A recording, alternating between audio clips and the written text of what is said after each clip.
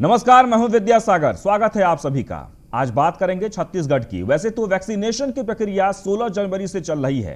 पहला चरण जहां कोरोना वायरस के लिए था, तो दूसरा चरण 60 साल से ज्यादा लोगों के लिए था। वहीं तीसरा चरण 18 प्लस के लिए है। लेकिन इस बीच इसमें सियासी दौपेच भी खूब चल रही है। छत्तीसगढ़ सरकार ने वैक्सीनेशन को लेकर एक अजीबोगरीब फरमान निकाल दिया है। पहले सामाजिक रूप से पिछड़े लोगों को वैक्सीन लगाया जाएगा। सवाल यही कि कांग्रेस यहां प्योर पॉलिटिक्स कर रही है, लेकिन यहां इश्यू हेल्थ का है। यह कहां तक उचित है कि वैक्सीनेशन में भी रिजर्वेशन की पॉलिसी रखी जाए। वहीं अंत्योदय कार्ड धारकों को ही पहले वैक्सीनेशन के मामले पर हाईकोर्ट ने सख्त ऐतराज जताया है। एक रिट पर सुनवाई करते हुए हाईकोर्ट का कहना था कि टीकाकरण में इस तरह का भेदभाव जायज नहीं है, और इसी मामले पर विशेषज्ञों से करेंगे आज हम बातचीत, करेंगे पड़ताल कि आखिर हेल्थ के मामले में रिजर्वेशन का मसला क्यों उठाया जा रहा है।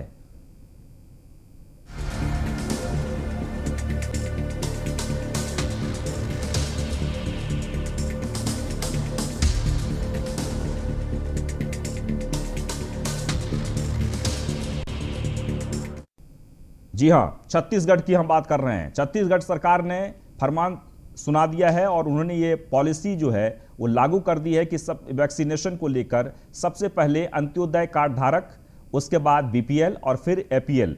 यानी इस वक्त जो वहां पर स्थिति है वो ये सिर्फ छत्तीसगढ़ ही नहीं बल्कि पूरे हिंदुस्तान की अगर बात कर ली जाए, दुनिया की कई देशों में कोरोना को लेकर हर कोई बीमार हो रहे हैं। कब कौन बीमार हो जाए, कोरोना से ग्रसित हो जाए, किसकी मौत आ जाए, ये कोई नहीं कह सकता है। लेकिन अगर आप इसमें बंटवारा करेंगे, पहले यानी कि उसमें कैटेगरी बांटेंगे, तो हो सकता है कि आप इस कार्य में सफल नहीं हो पाएंगे। इसलिए छत्तीसगढ़ सरकार की तरफ से जो फैसला लिया गया है उसे हाईकोर्ट ने भी बहुत सही नहीं बताया। उन्होंने कहा कि नहीं, टीकाकरण में सामान्य तरीके से बर्ताव होना चाहिए। जैसे अलग अलग राज्यों में वैक्सीनेशन को लेकर रजिस्ट्रेशन कोविन पोर्टल पर रजिस्ट्रेशन कराया जाता है, और उसके बाद जब आपकी बारी आती है तो आपको फोन करके सेंटर्स पर आपको टीका लगवा दिए जाते हैं। वैसे ग्रामीण क्षेत्र में जैसे बिहार हो या फिर अलग अलग राज्यों में यह भी किया गया है कि टीकाकरण को लेकर अभियान चलाया जाता है। यानी कि हर पंचायत में, हर मोहल्ले में जाकर अभियान चलाकर, और आप वहां ये ना देखें कि इसके पास कार्ड कौन सा है, यानी वो अंत्योदय योजना के तहत वो लोग आते हैं या बीपीएल के तहत या एपीएल के तहत, जो पहले जाते हैं नंबर के हिसाब से कोई भी व्यक्ति छूटे नहीं, क्योंकि हर किसी का वैक्सीनेशन बहुत ज़रूरी है। और इसी मुद्दे को लेकर अब छत्तीसगढ़ में राजनीति भी शुरू हो गई है। पक्ष और विपक्ष दोनों एक दूसरे पर वार कर रहे हैं। मामला हाईकोर्ट तक पहुंचा। हाईकोर्ट में रिट दाखिल करने के बाद छत्तीसगढ़ हाईकोर्ट ने राज्य सरकार को संबंधित विभागों के सचिवों के साथ बातचीत करते हुए उन्होंने कहा कि सामान्य प्रक्रिया अपनानी चाहिए। तो आपको बता दें कि 18 से 44 वर्ष के आयु वाले जो तीसरे फेज में जो वैक्सीनेशन के कार्य शुरू हुए हैं, उसमें यह कहा गया है कि अब 18 साल से ऊपर के लोगों को भी टीका लगाए जाएंगे। और टीका लगाने के लिए किसी कैटेगरी की जरूरत नहीं है। सामान्य तौर पर आप सबको टीका लगाना बहुत जरूरी है। पूरे हिंदुस्तान को इस वक्त जरूरत है सबसे ज्यादा तो टीकाकरण की।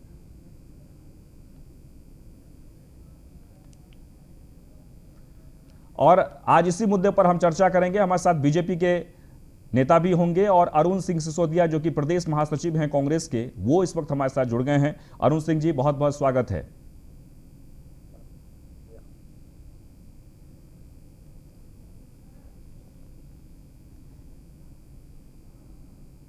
अरुण सिंह जी, हमारा सवाल है वैक्सीनेशन को लेकर। वैक्सीन जो इस वक्त सबको जरूरत है, आपको भी बहुत जरूरत है वैक्सीन की, आपके परिवार की, हर किसी की। इसमें पॉलिटिक्स, इसमें राजनीति कहां से आ जाती है? इसमें किसी प्रकार की कोई राजनीति नहीं है।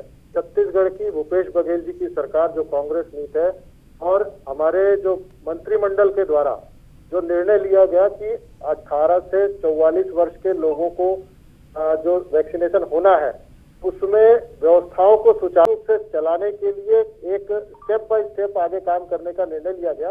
अगर अंत्योदय को लिया गया, उसके बाद हो सकता है एपीएल को लिया जाता, उसके बाद हो सकता है कि इसके एज फैक्टर के हिसाब से 18 से 25 को लिया जाता, 25 से 45 को लिया जाता। इस तरीके से बाइफरकेट करके नहीं ये अरुण व्यवस्था सिंह बनाई जाती है। जी, ये जो प्रक्रिया आपने अपनाई है, ये जो बातें आपने कही है, ये गलत इसलिए भी है कि आप किसी पंचायत में जब वैक्सीनेशन को लेकर आप जाएंगे किसी सेंटर्स पर, तो वहां जी 3 कैटेगरी के लोग रहते हैं, आप जानते हैं, आपके मोहल्ले में भी होंगे। एक अंत्योदय कार्ड धारक होंगे, एक बीपीएल धारक होंगे, एक एपीएल। तो क्या ये जो प्रक्रिया है, एक ही चीज को आप बार बार करेंगे? देखिए, इसमें इस तरह की किसी प्रकार की सोच नहीं थी। आपको बता दें कि यहाँ की सरकार ने इससे पहले आज पहले चरण का वैक्सीनेशन हो गया, दूसरे चरण का हो गया, लोगों को 2-2 डोज लग गए, स्वास्थ्य कर्मियों को लग गए, पुलिस कर्मियों को लग गए। तो सरकार की कोशिश से अधिक लोगों को वैक्सीनेशन कराया जी। जाए। अब केंद्र सरकार की जवाबदारी थी कि जितना अधिक से अधिक वैक्सीन उपलब्ध कराते तो वो उन्हें वैक्सीनेट किया जाता। लेकिन जो केंद्र सरकार की व्यवस्था और जो वैक्सीन उपलब्धता का जो व्यवस्था था, उसमें मात्र 1 लाख वैक्सीन छत्तीसगढ़ की 2.5 करोड़ की आबादी में उपलब्ध कराया जा रहा है। तो इससे साफ है कि हमें कोई ना कोई ऐसी व्यवस्था बनानी पड़ेगी ताकि हर व्यक्ति को और निर्विघ्न रूप से बहुत अच्छे ढंग से सबको वैक्सीनेशन किया जा सके। नहीं, लेकिन उसमें ये हो सकता है ना कि आप ये जो फिर कैटेगरी आप बांटेंगे, तो वहां तो फिर आक्रोश होगा, लोग दुखी होंगे, परेशान होंगे। नहीं नहीं, छत्तीसगढ़ में इस तरह का कोई आक्रोश नहीं था, कोई भी। ये तो राजनीतिक लोग हैं जिनको किसी न किसी मुद्दे की आवश्यकता होती है। नहीं, और कहीं ना मेरा कहीं सवाल उनका ये है व्यक्तिगत जी, मेरा सवाल ये है कि जैसे कि मैंने पहले भी आपको ये बातें कही थी, आप किसी एक जगह पर कैंप लगाते हैं वैक्सीन को लेकर, कई जगहों आपने लगाए होंगे वैक्सीनेशन को लेकर, टीका लगवा रहे होंगे।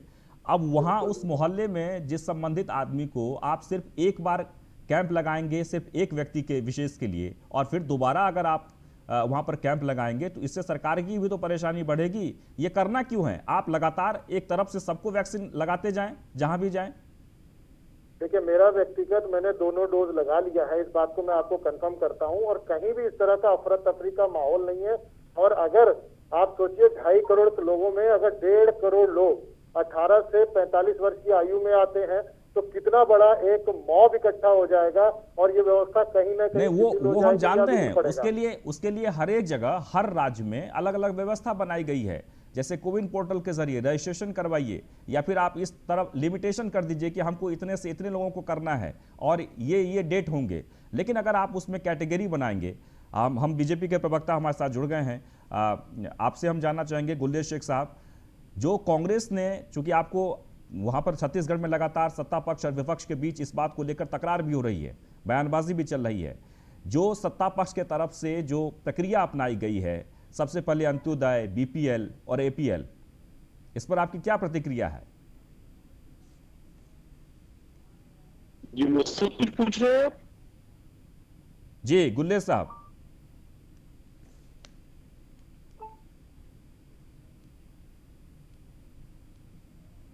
गुलेश शेख साहब, आपको मेरी आवाज आ रही है? हेलो जी गुलेश शेख साहब, हम चर्चा कर रहे हैं वैक्सीनेशन को लेकर। छत्तीसगढ़ में ऐसा पहला मामला सामने आया है जब वहां की सरकार ने यह प्रक्रिया अपनाई है कि कैटेगरी के हिसाब से वहां वैक्सीन के कार्य किए जाएंगे, वैक्सीन लगाए जाएंगे।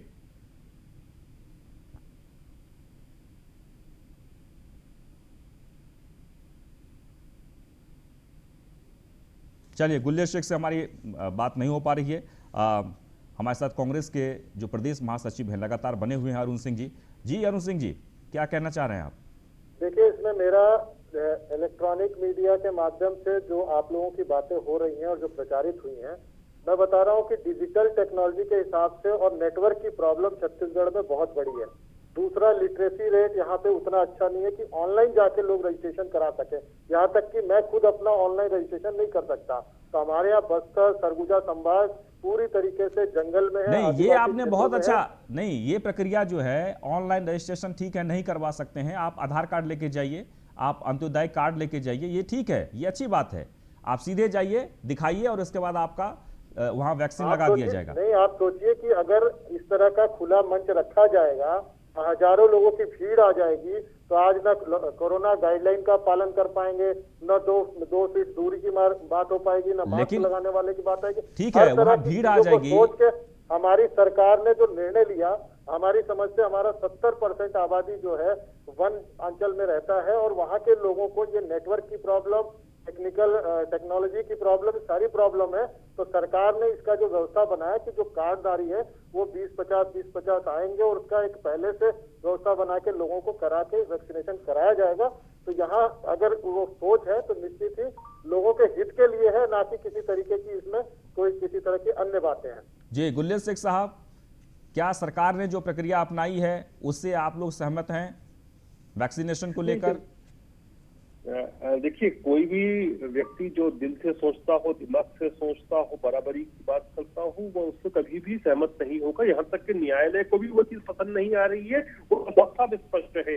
और उसका कारण आप समझिए कि ये महामारी है, और महामारी में ये जो वायरस है, ये दुनिया का सबसे ज्यादा सेक्युलर, सबसे ज्यादा समाजी, सबसे ज्यादा धर्मनिरपेक्ष जीव है।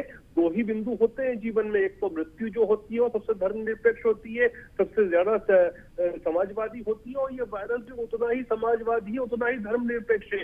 ये न जाति देखता है, ये न धर्म देखता है, न ये रिच देखता है, पुअर देखता है, कोई भेद नहीं करता, सबके ऊपर आक्रमण करता है और सबको मौत की नींद सुलाता है। तो ऐसी स्थिति परिस्थिति में यदि सरकारें खुद, और सरकारों का काम होता है गार्जियन की तरह बिहेव करना, जब गार्जियन ही अपने बच्चों में डिफरेंस करने लग जाए केवल वोट प्राप्ति के लिए, और इस समय भी राजनीतिक रोटियां सेके, तो कितना बुरा है। और इससे जो हम पैंडेमिक से लड़ रहे हैं, जो महामारी से लड़ रहे हैं, सहायता नहीं मिलनी है।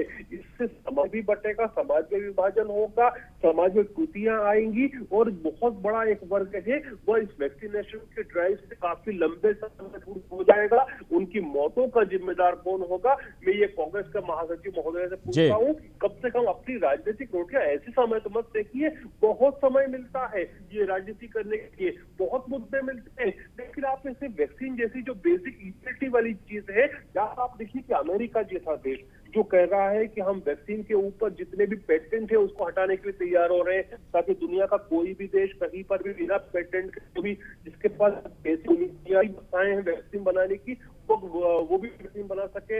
हमने मैत्री कार्यक्रम में दुनिया के गरीब देशों को दिया है, तो और हम भी आज अपने लिए प्रोक्योर दूसरी कंट्रीज से कर रहे हैं। वैसे में यदि छत्तीसगढ़ की सरकार जाति के आधार पर भेद करके वैक्सीन इसको पहले लगेगा इसको बाद में लगेगा करेगी, तो कितना गलत है और कितना अमानवीय है, आपको सोचिए। जी अरुण सिंह जी, साहब का जो कहना है कि राजनीतिक रोटियां सेकने वाली बात, ये जो कह रहे हैं, इनकी पार्टी से ज्यादा अच्छा पूरे विश्व में कोई नहीं सेक सकता। चाहे वो पानी में भी सेक लेते हैं, चाहे वो जहां चाहे वहां सेक लेते हैं। हमारी सरकार की कोशिश है कि हर व्यक्ति को वैक्सीन लगे, और पिछले बार भी जो एवरेज था पूरे इंडिया के अंदर वैक्सीनेशन का सबसे अधिक था, और हमारे सरकार ने एक वर्ण को, एक लोगों नहीं, को लेकिन अरुण सिंह जी, सवाल यह है कि देखिए वैक्सीन की जरूरत सबको है, इसमें किसी कैटेगरी की नहीं। जो बीमार है पहले उससे इलाज किया जाता है। मुझे लगता है कि अभी इस वक्त हिंदुस्तान में अगर किसी भी चीज की सबसे ज्यादा जरूरत है वो तो वैक्सीन की है। अगर इसमें आप उसमें अगर आप बांटना शुरू करेंगे, हो सकता है अरुण सिंह जी, अगर आप बांटना शुरू करेंगे, जो आपके पड़ोस में रह रहे हैं लोग, अगर वो अंत्योदय के तहत नहीं आते हैं या बीपीएल के तहत नहीं आते हैं, तो वैक्सीन के इंतजार में उनकी डेथ भी हो सकती है। इसमें बांटना क्यों है? आपको जहां जरूरत है, जो आपके पास कैपेसिटी है, उस कैपेसिटी के हिसाब से आप लगवाइए। और हमारे साथ संजय शेखर भी जुड़ गए हैं। अरुण सिंह जी, एक मिनट, हर जगह पे इसका वरिष्ठ पत्रकार जी, हमारे साथ संजय शेखर जी भी जुड़ गए हैं, वरिष्ठ पत्रकार हैं। संजय शेखर जी, बहुत बहुत स्वागत। दरअसल वैक्सीनेशन को लेकर जो छत्तीसगढ़ की सरकार ने जो प्रक्रिया अपनाई है, उससे आप कितने सहमत हैं? देखिए, एक पत्रकार के तौर पे, एक सोचने समझने वाले व्यक्ति के तौर पे इससे सहमत नहीं हुआ जा सकता।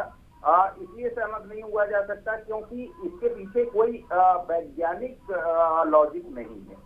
कोई साइंटिफिक अगर लॉजिक होता तो माना जाता कि राज्य शासन ने कोई साइंटिफिकली प्रक्रिया को अपना करके इसको तय किया है, लेकिन सिर्फ ये तर्क दे देना कि जो अंत्योदय वाले लोग हैं उन तक नेटवर्क नहीं पहुंच पाता है, उनके पास मोबाइल नहीं है, वो आकर के अपना रजिस्ट्रेशन नहीं कर सकते, इसलिए उनको प्राथमिकता दी जाए और उनको पहले वैक्सीन लगाया जाए।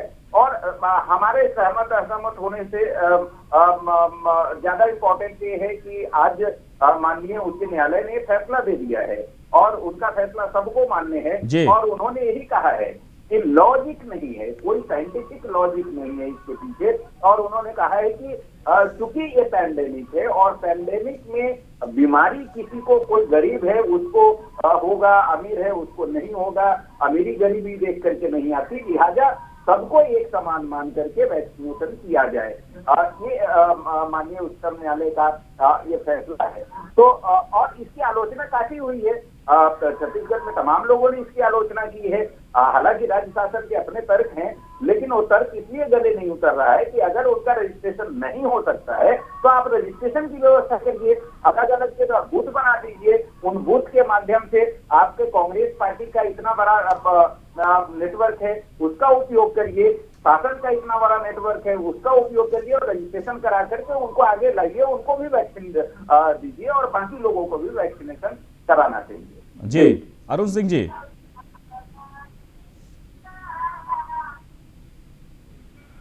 देखिए, शेखर जी का जो कहना है कि कोर्ट का एक अभिमत आया है कि उन्हें इस तरह के नियम को नहीं लागू करना है, तो हमारी सरकार ने उसके बाद तुरंत निर्णय लिया और प्रिंसिपल सेक्रेटरी लेवल की कमेटी के माध्यम से नई नीति बनाने का प्रयास किया जा रहा है और बहुत जल्दी एक नई नीति के साथ लोगों के नई नीति बनाने का प्रयास किया जा रहा है, आप ये कह रहे हैं, यानी ये इस बात को आप मानते हैं कि ये गलती हुई है, ये भूल हुई है? नहीं, अदालत का निर्णय सर्वोपरि है। अगर अदालत ने डायरेक्शन दिया है तो अदालत की बात तो मानना हर किसी के लिए बाध्यता है, सुप्रीम कोर्ट हो चाहे हाई कोर्ट हो। जी गुल्लेर शेख साहब। निर्णय के बाद हमने ये कह दिया तुम्हारे पास ऑप्शन क्या करने का अलावा, फिर तो करना ही पड़ता, वो तो आदेश नहीं तो कंटेम्प्ट ऑफ कोर्ट वैसा नहीं। उससे पहले जो आप वह आपका कर्तव्य था, वह आपका चरित्र परिचय था। और विद्या मुझे बड़ा रहा है कि जब हम इस प्रकार बात कर रहे हैं अपनी की वोटिंग के लिए और समाज को विभाजित करने की, कि कहीं ये स्थिति नहीं बन जाए छत्तीसगढ़ में करते करते ये लोग कुछ के लोग कहने लग जाए कि पहले तो हम नक्सलियों को और माओवादियों को देंगे क्योंकि उनके पास रजिस्ट्रेशन नहीं होता है, जो बड़े दुर्गम एरियाज में रहते हैं, जंगली एरियाज में रहते हैं। ये बस कहने लग गुलेल जी, इतनी हल्की बातें ना कहें कि नक्सलियों को पहले वैक्सीनेशन किया जाएगा। आप कम से कम आप अपने अंतरात्मा में झांक के और सही शब्दों का चयन करें। आप कहीं की बात कहीं मत ले जाइए, मुद्दे की बात पे आइए। जो मुद्दा है उस पर अपन को फोकस करना है। आज छत्तीसगढ़ सबसे ज्यादा वैक्सीनेशन करने वाला राज्य है पूरे इंडिया के अंदर और माननीय भूपेश बघेल जी की सरकार अपने कथनी और करनी में पूरी तरीके से अड़ी है। वर्गों को पहले दो, सबको एक साथ दो सर, सबको बराबर प्लेटफॉर्म पे रखो, वैक्सीनेशन के अंदर कम से कम विभाजन मत करें। डिजिटल टेक्नोलॉजी से बहुत दूर है, ना नेटवर्क है, ना सिस्टम नहीं है। उसके बनाना 15 साल भारतीय जनता पार्टी की सरकार रही, गाँव में जंगल में नेटवर्क नहीं पहुंचा सकती है, क्या बात करेंगे आप? अरे अरुण भाई साहब, ये आपकी जिम्मेदारी का शुमार होता है कि आप उनके घर घर जाके करें, उनकी बस्ती में कैंप लगाएं, ये आपके ऊपर है। लेकिन आप विभाजन नहीं कर सकते ना, आपने तो विभाजन कर दिया, बंटवारा कर दिया। किसी ने विभाजन नहीं किया। आप अपनी जिम्मेदारियों से भाग नहीं सकते। अरुण सिंह सिसोदिया जी, अरुण सिंह सिसोदिया जी, हम अपनी जवाबदारी पूरी करने के लिए कटिबद्ध हैं और उसकी व्यवस्थाएं की जा रही है और आप देखेंगे कि हफ्ते भर में लेकिन मैं एक बार फिर से ये जिक्र करना चाहूंगा, गार्जियन का काम होता है कि सभी बच्चों को एक दृष्टि से देखें, दृष्टि विभाजन नहीं करें। आप दृष्टि विभाजन कर रहे हैं, तभी मैंने आपको बात बोली कि जो आपको कुछ करे कि यदि इसी प्रकार से विभाजन करते रहे वोट लिए तो वह समय भी आ सकता है कि आप कहो कि पहले माओवादियों को नक्सलियों को लगाएंगे। जी अरुण सिंह जी, कोई मंशा नहीं है, सरकार ने, की मंशा नहीं है। अरुण सिंह जी, सरकार ने आखिरकार किस पॉलिसी के तहत ये नियम बनाए थे? देखिए, सरकार है, उनकी कैबिनेट है, वो एक निर्णय लेने के लिए स्वतंत्र है, वो उनका नहीं, सवाल ये है कि ये जो निर्णय है, ये कोई भी व्यक्ति आपको कह सकता है कि ये ठीक नहीं है, तो वो हाईकोर्ट का भी जुरिडिक्शन है। जी अरुण सिंह जी, कोई भी व्यक्ति आंख मूंद के, शायद हो सकता है कि व्यक्तिगत तौर पर पॉलिटिकल लाइन से हटकर अगर आपसे भी ये बात पूछे तो आप कहेंगे कि नहीं ये ठीक नहीं है, क्योंकि वैक्सीन की जरूरत तो हमको भी है और हमारे पड़ोसी को भी है, जो बीमार है उनको पहले है। लेकिन ये अगर आप क्राइटेरिया सेट करते हैं तो ये तो बहुत दुखद है। देखिए, नीति बनाने का काम सरकार का होता है। नीति कितनी न्याय संगत है, कितनी जमीन पे सही है, वो भी तय करना सरकार का काम है। और उसके बाद अगर किसी को आपत्ति होती है या किसी का इसमें संशोधन का कोई प्रस्ताव है तो विपक्षी दल है, उसके बाद भी नहीं है तो लोग हाईकोर्ट जा सकते थे, गए तो कोर्ट ने औकात दिखा दी आपकी। संजय शेखर जी, ठीक है, हाई कोर्ट ने तो अच्छे की औकात दिखा दी, कोई ऐसी बात नहीं है।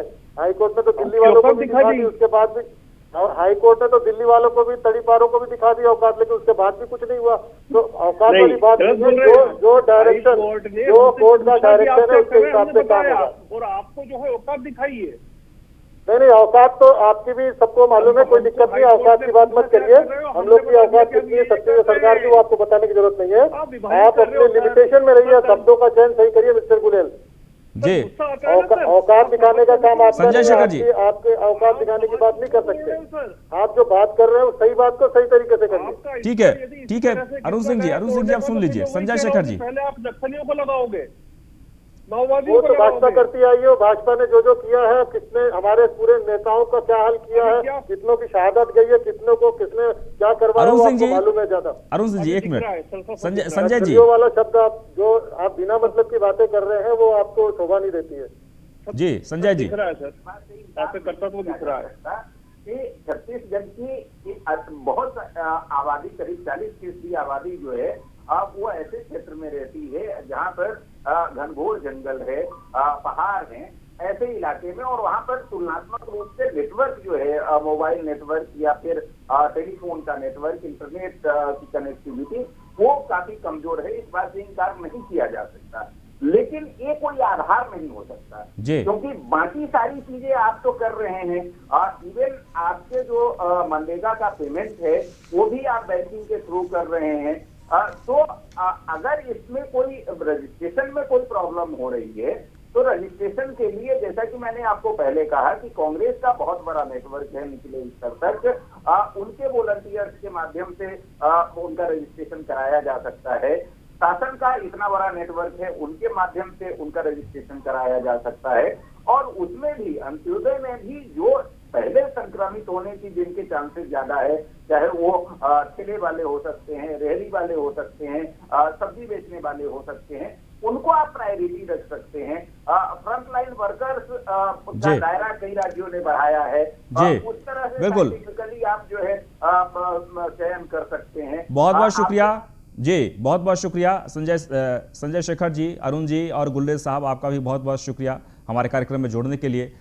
देखिए, सरकार की तरफ से जो बातें कही गई थी, कहीं ना कहीं सरकार ये चाहती है कि हर किसी को वैक्सीन का कार्य, वैक्सीन लगे, लेकिन वैक्सीन के अभाव में जो सरकार का जो तर्क है वो हम आपको बता रहे हैं कि उन्होंने कैटेगरी के हिसाब से सेट किया। ठीक है, रजिस्ट्रेशन के लिए दिक्कत होती है, रजिस्ट्रेशन अगर नहीं कराना भी सरकार ने जो निर्णय लिया है ये अच्छा पक्ष है, क्योंकि बहुत सारे गांव में ऐसे लोग हैं जो मोबाइल, स्मार्टफोन नहीं चला पाते हैं, रजिस्ट्रेशन नहीं करा पाते हैं, और रजिस्ट्रेशन नहीं कराने पर उनके पास जो अंत्योदय कार्ड है या BPL कार्ड है या आधार कार्ड है, किसी भी कार्ड को लेकर अगर आप पहुंचे वैक्सीनेशन सेंटर पर तो आपका टीका लग जाए।